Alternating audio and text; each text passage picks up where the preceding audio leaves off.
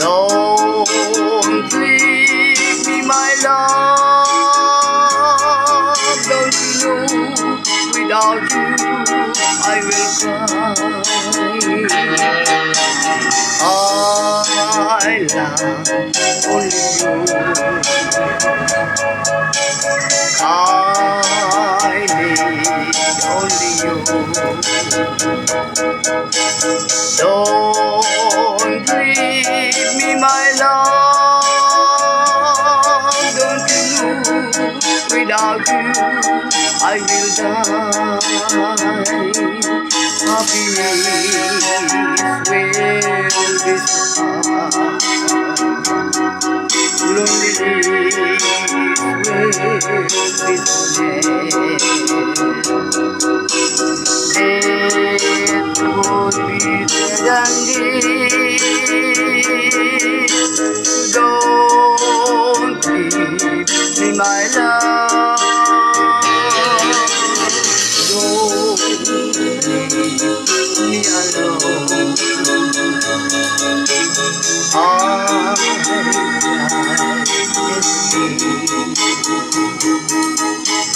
don't leave me, my love.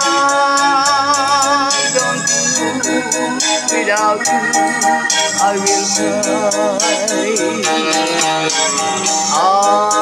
I love only you. I need only you. Don't leave me, my love. Don't you know, without you I will die.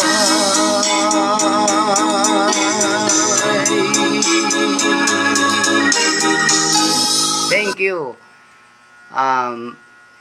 Magandang gabi sa lahat kong mga kaigsunan, Luzon, Visayas, kag Mindanao to abroad.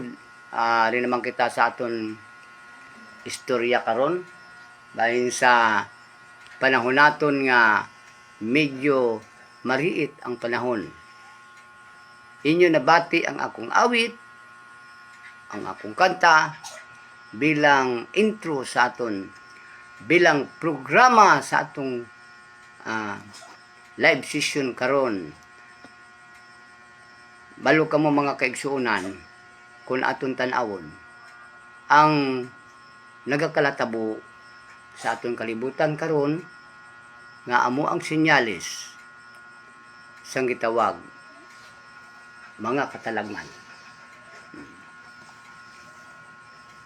Karon nga gabi may mga bisita ko diri sa akon nga live session. Ani ang tumong kag tuyo nganong ari kita karon ini nga live session naton sa social media kay kining atong kinabuhi karon manay giingon nga dinunggabay dire, dinunggabay dito, pinusilay dire, pinusilay dito, mag-unay ug patay pamilya mga isip. Kay kini mauna ang panahon nga angay natong iampo sa Dios nga ihilayo kita sa mga sakuna, mga katalagman.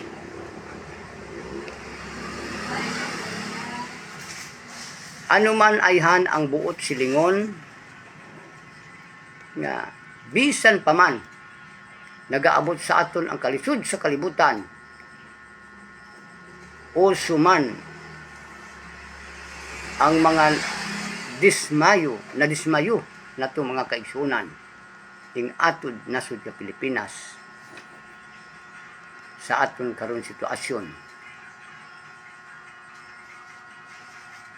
Mga amigo kag mga amiga, unsa man ang inyong maingon karong panahona, makita naton sa social media ang mga panghitabo. Wala tay labot sa gira, Way talabot sa kagubot, basta magtinarong lang. Pero maghalong lang, kay kun istoryahan ta ang biblikal, nag-ingon dito. May mga matarong man nga itagbong sa linaw kalayo. Sa linaw sa kalayo. May mga matarong man nga itagbong sa linaw sa kalayo. Sa biblikal na ang istorya. Gani kamong mga kabataan, tigulang man, managbantay kita. Kaya ang istorya biblikal nagsiling, ang panahon haduol na. Isa na siya kaparabol o kung istorya nga may buot silingon mga kaigsoon. Gani diri sa aton ginahubad-hubad ang mga buot silingon sa biblikal nga haduol na ang panahon. Og ang giingon ko naman nga may mga mataro, mga itagbong sa linaw sa kalayo. Nagaingon ako, mga igsuon,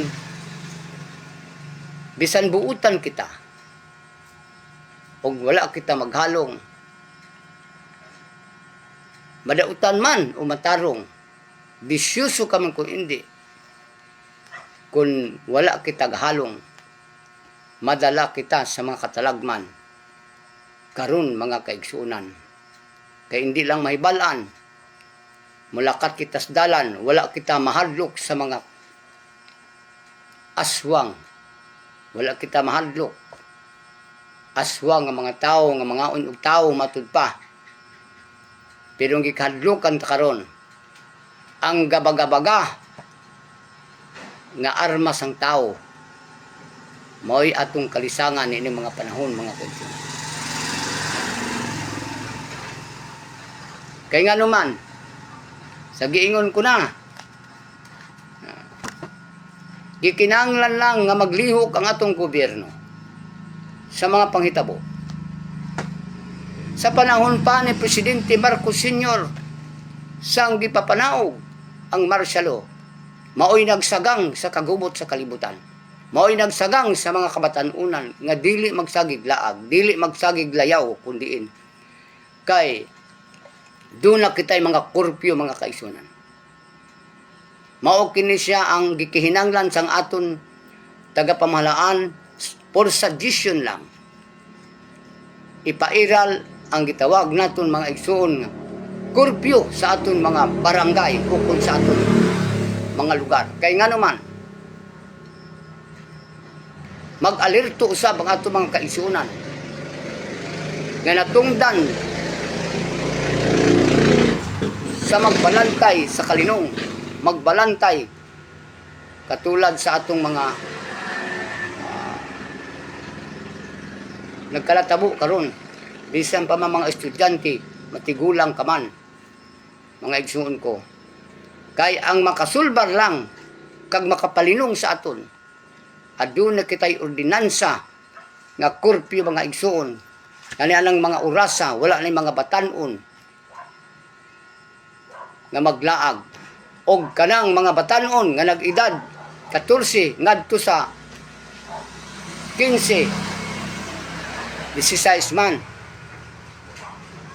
kung pwede i-abolis ina nga mga patakaran, kay magpagusto ang kabataan, kay maskin paman may kurso o kung bisan paman kung may kurpyo man kita ipapanaog, ang mga kabataan di gina ni mapugan, kay moingon man na sila nga di bitaw ko mapriso. Bisag may kurpyo pa na mga igsuon ko, mulaag ng kabataan, mga minor de edad, kay wala na mahadlok nga naay balaod mga kaigsuon. Pero kung nag-edad man ka 10 anyos ug makasala ka ug magsigi kag laag ug edad nimo sa mga kabataan, kuhaon ang batas para nga ang kabataan dili na sila maglaag sa bisan diin pa, kay tungod mahadlok na sila, kay may ordinansa o balaod man, nagpangidaron sila, mapriso gihapon sila mga kaigsunan. O kini ang istorya karong gabi bilang pagtandog sa atong tagsa-tagsa kakasing-kasing huna-huna. Dili kini maguntat ang kamatay. Kamatay diri, kamatay dito. Kung ang aton magataga pamahala sa aton barangay, sa aton syudad, dili sila maghimo og mga ordinansa para manahimik atong mga minor de edad sa ilang mga Pinoyanan. Kining istorya ko karon mga igsuon, usa kini ka pagpalanog sa atong mga kaigsuonan. Paghatag og panumdum og advice, opinion para kini sa kaluwasan sa atong kabataan, kaluwasan sa atong panimalay, sa mga katalagman. Kabalo kita, mga igsoon, wala kita kabalo nga atong kabataan. Ha? Alas 7 gabi, wala pa kasulod sa atong balay. Alas 10, alas 11, alauna, wa gyapon kasulod sa atong balay. Kay kitang mga ginikanan, wa nato gibantayan atong kabataan. Nag-edad og 17, 19, tuwa pa sa gawas. Sa sulod sang atong balay, ang atong kabataan, gabinutan sila. Pero kung tungang gabi na, nga wala pa sila kapauli, wala kita kahibalo kung nag-unsa na sila sa gawas dito, kung giyanggaw na sila sa laing ginawa dito. Nga maoy makapadaot sa mga kabatununan karong mga panahon. Mao kini akong tumong og mga tema sa istorya ko, sa mga istorya ko nga gipalanog karong gabi una. Luzon, Visayas kag Mindanao to abroad. Hinaot pa, makahatag ako og mga maayo nga mga mensahe og mga pagpangandam, mga opinion diri sa social media. Daghang salamat. Maayong gabi sa tanan.